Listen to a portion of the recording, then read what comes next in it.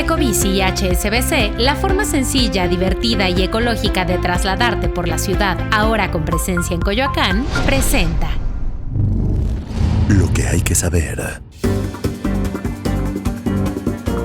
México recupera la categoría 1 de seguridad aérea. También Pemex recorta el gasto en mantenimiento, aunque los accidentes dañan su calificación, y la inteligencia artificial ayuda a prevenir el cáncer de pulmón. Es viernes 15 de septiembre, yo soy Gonzalo Soto y esto es Expansión Daily. Esto es Expansión Daily. Lo que hay que saber. Lo importante del día con los editores de Expansión. Expansión Daily. Lo que hay que saber. Bienvenidos. Bienvenidos a un episodio más de Expansión Daily y les recuerdo suscribirse y activar las notificaciones de la plataforma en la que nos escuchan para que no se pierdan ninguno de nuestros nuevos episodios. Y hoy está conmigo Penilei Ramírez, periodista investigativa y columnista. ¿Cómo estás, Penilei? Estoy muy bien, muchísimas gracias. Muchas gracias por acompañarnos en este episodio ya de fin de semana. Ya estamos muy cerca y además fin de semana patrio aquí en México. Y bueno, vamos para platicar de esta primera nota porque ayer México recuperó finalmente la categoría 1 de seguridad aérea. Nada más se tardó 2 años y 4 meses para que finalmente recuperáramos este primer nivel y pues muchas aerolíneas mexicanas van a poder recuperar la capacidad de tener nuevas rutas, de ampliar sus horizontes hacia Estados Unidos. Penilei, ¿cómo viste este anuncio? Bueno, me parece que es un anuncio muy importante que entra dentro de una conversación más amplia respecto a la relación económica entre Estados Unidos y México, lo que está pasando en este momento con dos temas centrales. El nearshoring, esta idea de que en México puede empezar a tener mayor participación económica gracias a un movimiento de empresas más hacia México en lugar de otros destinos mucho más alejados como India y China. Y al mismo tiempo, en los mismos días en que se anuncia que México ya es el principal socio comercial de Estados Unidos, incluso por encima de China. Me parece que es importante leer esta noticia en el contexto de esas otras dos noticias, claro, porque son las que están realmente guiando principalmente la agenda económica entre los dos países y suceden al mismo tiempo en un ambiente político muy particular porque ambos países están entrando en un proceso electoral. Tanto Estados Unidos como México tendrán elecciones presidenciales el próximo año y por tanto el tema económico, de recuperación económica, de recuperación de la pandemia, de nuevas posibilidades comerciales está mucho en la agenda.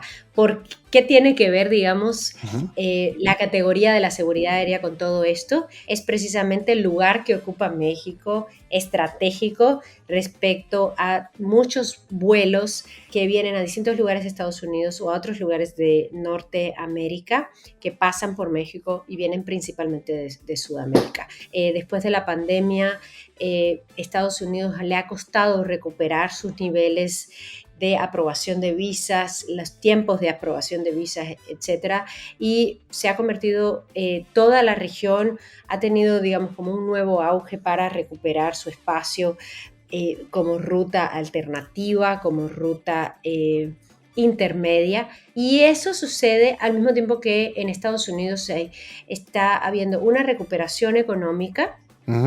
Implica muchísimas cosas, implica gente que se fue a vivir fuera de Estados Unidos y regresa, de manera que los puentes aéreos siguen siendo muy, muy fluidos y al mismo tiempo un momento en el que hay una crisis de vivienda en Estados Unidos con la cantidad reducida de inventarios, lo cual se agrava por las alzas en los precios que se han visto en los últimos años debido a la subida de las tasas de interés. ¿Qué tiene que ver todo esto con la categoría mexicana? Es el contexto en el que se da por qué es necesario que se recuperen rutas aéreas, por qué es necesario que México tenga una capacidad aeroportuaria que realmente vaya de acuerdo con esta actividad comercial tan intensa principalmente con el vecino del norte, Estados Unidos, pero que impacta en toda la región. Se suele decir que en política no hay coincidencias, tampoco en política económica. Y justamente es un punto importante. Todo esto que señalas, justo porque esta recuperación de la categoría nos va a llevar a incorporar o va a llevar a las empresas, como dice, a incorporar nuevos aviones, a aumentar las frecuencias con códigos compartidos con Estados Unidos, en este momento en el cual, como bien dices, hay una necesidad imperante para que el comercio y el flujo también de personas crezca de manera significativa para tratar de aprovechar tanto el tema de inversiones, el flujo de trabajadores, el flujo de carga. Es bastante redondo esto y al final, pues sí, se supone que se va a traducir en beneficios de conectividad y competitividad, alguna parte de recuperación de empleos. Sí va a ser un tema bastante significativo, sobre todo, como dices, en este contexto que ya mencionaste. Pero, Penile, hay otro tema que también traemos aquí en la agenda, y es que, hablando de temas presupuestarios, Pemex recortó el gasto en mantenimiento, va a tener un recorte en el gasto de mantenimiento, justo en un momento en el cual no hace mucho le acaban de bajar la calificación por el tema de los múltiples incidentes. Pemex ha solicitado al legislativo que se le apruebe para el próximo año casi 15,750 millones de pesos para el mantenimiento de sus activos. Este año tenía 30,540 millones. No hace sentido. Bueno, todo lo que está pasando con Pemex no hace sentido. No hace sentido que México haya arriesgado su calificación soberana de crédito para sostener a Pemex en un momento en el que la petrolera ha estado dando pérdidas. Tampoco hace sentido la respuesta política que hemos tenido, sobre todo desde el presidente, a las bajas sostenidas en la calificación y la perspectiva de crédito de Pemex. Tampoco hace sentido que después de que durante muchísimos años algunos, digamos, voces prominentes de la actual administración federal mexicana hablaron particularmente de megaproyectos de Pemex a los que se les ponía dinero y que no producían gran cosa o que eran peligrosos, como la petroquímica, como Chicontepec, por ejemplo, en su momento, como algunas de las plantas que estaban ubicadas en el sur de Veracruz. Y que ahora durante esta administración se haya vuelto a meter dinero a partes de Pemex que no han sido rentables. Entonces, ¿cómo haces para poder sostener una compañía como Pemex que depende en este momento? Es muy claro, si uno revisa cualquiera de los últimos años de los reportes públicos de finanzas de Pemex, que son públicos, todos los podemos ver, están en la bolsa, queda muy claro que la compañía ha estado operando con pérdidas y que ha estado sostenida artificialmente. Correcto. Por el gobierno federal, ¿no? Por el gobierno federal, que ha puesto en riesgo, como decía al principio, su propia calificación de crédito. Ahora, ¿por qué eso tiene que ver con los accidentes? Porque lo que hacen para poder sostener artificialmente este tren de gasto, que es un tren de gasto que funciona y ha funcionado en los últimos 3 años por lo menos, con una inyección directa de dinero de la Tesorería y de la Secretaría de Finanzas Federal, ha sido, de la Secretaría de Hacienda, ha sido principalmente tratar de recortar en otros lados, ¿no? Uh-huh. Entonces, para poder mantener la compra de una refinería en Texas que ya tenía problemas y que ya tenía pérdidas y ya ha tenido muchísimos accidentes, entonces empiezo a recortar en otras cosas. Y se le ha ocurrido, como sucede en esta administración con tantas otras ocurrencias, recortar precisamente en un área en la que no se puede recortar, que es el área de seguridad. Y que está asociada también al bienestar de sus propios trabajadores. Parece un auténtico desdén hacia lo que ha ocurrido en los últimos accidentes. Ya lo veíamos en una explosión ahí en la zona de Campeche que le costó la vida a varios trabajadores. Y a ver, como bien dices, hay otras áreas en donde se pudiera recortar. Es posible. También es verdad que la petrolera está en una situación bastante compleja, tiene objetivos, ya lo platicábamos también aquí en este podcast hace unos días, francamente todavía irreales para el cierre del sexenio. Sin embargo, tener que recortar en la parte justo en donde incluso por eso te recortaron la calificación, poniendo en riesgo tu capacidad de nuevos financiamientos, tu capacidad también de negociación de varios de tus créditos, pues es complicado, ¿no? Como dices, no hace mucho sentido. Exacto. Y además, a mi parecer es muy interesante porque durante los años en los que la actual secretaria de Energía estaba, digamos, del otro lado del espectro político, ella conoce muy bien Pemex y buena parte de su trabajo cuando estuvo más cerca de la parte legislativa como asesora de la entonces senadora Dolores Padierna, la actual secretaria de Energía fue muy enfática siempre con la necesidad de poner dinero en la seguridad de Pemex. Lo que estamos viendo ahora me parece, por supuesto, como dices, en primer lugar el desdén a los trabajadores y el problema para los trabajadores, pero en segundo lugar incluso desde una perspectiva económica. Cuando digo que no se puede recortar en seguridad es porque es muy caro recuperarse de un accidente. Entonces, desde todo punto de vista, desde el punto de vista humano, que es el primero y más importante, pero incluso desde el punto de vista económico. Totalmente. Penilei, otro tema bastante interesante en nuestra agenda. Ayer sucedió lo que ya sabíamos que iba a suceder, pero todavía como que nos rehusábamos a creer. Ya no hay PRI en el Estado de México, Penilei. Sí, qué fuerte. Se fue. Qué fuerte. Delfina Gómez rindió protesta como gobernadora ante el presidente de la República, Andrés Manuel López Obrador. También estuvo Alfredo del Mazo. Dice que es tiempo de mujeres, va a realizar algunos cambios internamente ahí en el Estado, va a proponer el fin del fuero. En fin, creo que aquí lo importante, una de las cosas más importantes es no más PRI. Es un nuevo Estado de México, por lo menos en la estructura política de quién gobierna. Mira, a mí me parece que es relevante, justo porque además sucede esto en un momento de reconfiguración de la escena política a partir de las elecciones que ocurrirán el próximo año. Uh-huh. Es decir, tienes a Delfina ganando el Estado de México, que ha sido, como sabemos, muchos años el bastión del PRI. Había pocos lugares todavía en México, como el Estado de México, como Veracruz, que significan mucho poder y al mismo tiempo, porque además lo hemos documentado mucho desde la prensa, mucho manejo de operación de dinero, sí, que sirve en una perspectiva electoral. Entonces, regresando es un año electoral y al final todo lo que leamos de todas las noticias, de todos los temas, tiene que ver con que es un año electoral. Uh-huh. Es una gran victoria para Morena controlar el Estado de México antes de un año electoral, con todo lo que eso implica en cuanto a operación política y en cuanto a operación de presupuesto.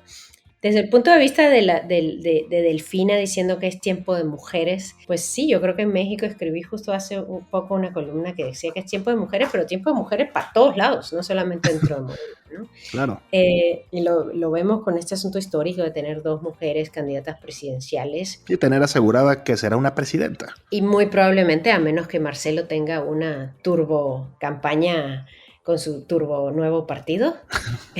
O que todos votemos por Eduardo Verástegui. Nada de eso sucede. No, pero, esas bromas no, Penilei, por Dios.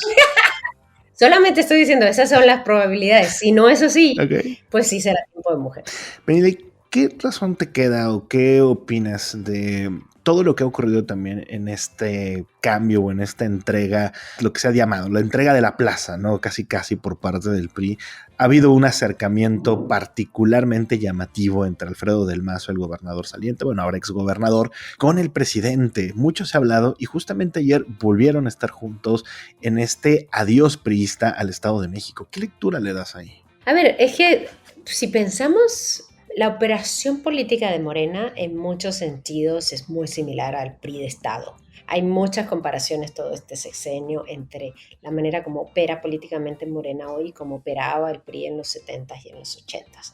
De manera que si pensamos que la estructura política y electoral del Estado de México ha sido y sigue siendo muy corporativa, muy de operación política de campo, etcétera, no es demasiado sorprendente que una operación como la de Morena, que funciona a nivel territorio de manera muy similar, haya podido vencer al PRI. Lo que quiero decir es que no está ganando un partido que es radicalmente opuesto a lo que había sido el control en el Estado de México todos estos años. Hay una operación que es una operación muy territorial. Uh-huh. Es una operación que tiene que ver con muchos liderazgos locales, que es lo que sostuvo al PRI en el Estado de México todos estos años. Yo no niego, por supuesto, que está por lo menos curioso acercamiento entre el gobernador y el señor presidente, pero también creo que no debemos minimizar la operación y el éxito que ha tenido Morena en replicar no sé si replicar, porque al final muchos morenistas son priistas y han sido priistas la mayor parte de sus carreras políticas, ¿no? Claro. Entonces es un aprendizaje común, digamos, es una operación similar que muchos panistas nunca entendieron y que por eso nunca han podido llevar sus campañas a territorio. Me parece que al final es una lectura más compleja que puede ir más allá de este sospechosismo de el gobernador saliente se vendió a Morena. Sí, no solo es la claudicación del PRI, es también la maquinaria morenista funcionando de una manera muy priista, correcta, digamos. muy priista. Al final, de la claudicación del PRI, del viejo PRI, a la operación muy priista de Morena. Me encantó eso, ¿eh? Seguramente habrá que meterle ojo a esa parte de esto que mencionas. Yo lo que creo es que al final el PRI de Alfredo del Mazo, el PRI de Peña Nieto, el PRI de todos ellos, es esta versión más neoliberal, más de niños fresas, digamos, del PRI, que es diferente a ese PRI al que me refiero de los 70, que es a lo que se parece más Morena en realidad. Interesante ver además cómo en el caso particular de Morena en el Estado de México, esta operación que vimos este año, ¿ves una operación similar para el próximo? Para la parte, digamos, ¿fue realmente o podríamos ver un espejo de esto a lo que va a ocurrir a nivel nacional?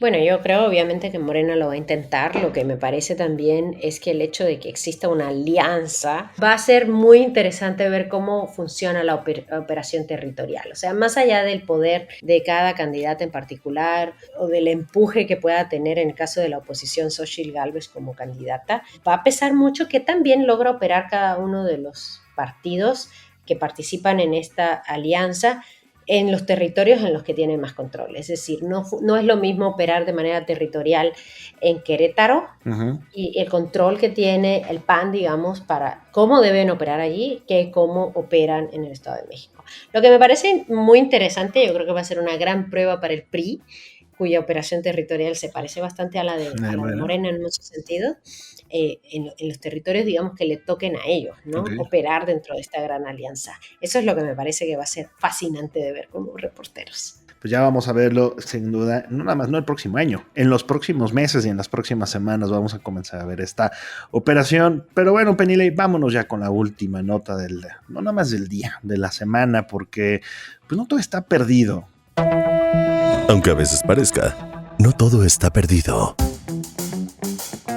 En esta información que nos trae nuestra colega Erendira Reyes, la inteligencia artificial de la que tanto y tanto hemos hablado, tanto en manera positiva como negativa, creo que todavía hay muchas dudas, hay muchos temores alrededor de esta tecnología. Bueno, hay una que parece ser una gran aplicación y es para la identificación, para la prevención del cáncer de pulmón. A través justamente de la inteligencia artificial se van a poder detectar quizá algunos nódulos que pudieran ser cáncer y así ayudar a tener una detección más oportuna, sin duda de esas que sí son para celebrar. Sí, yo he estado siguiendo con mucha curiosidad en los últimos meses todas las noticias de inteligencia artificial. Me parece además fascinante la velocidad a la que ha empezado a ocurrir y a meterse la inteligencia artificial en nuestra vida.